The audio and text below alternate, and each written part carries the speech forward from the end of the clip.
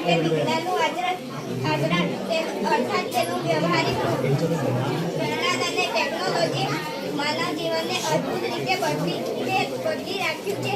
એક સમય જે અશક્ય ગણાતું હતું તે આજે સરળ બન્યું છે. મોબાઈલ, ઇન્ટરનેટ, ઇલેક્ટ્રિક ગાડીઓ, રોબોટિક સર્જરી અને અહીં સુધી અવકાશ યાત્રા આ બધું વિજ્ઞાન અને ટેકનોલોજી જ દેન કરે છે.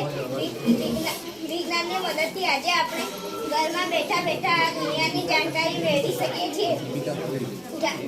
શિક્ષણ,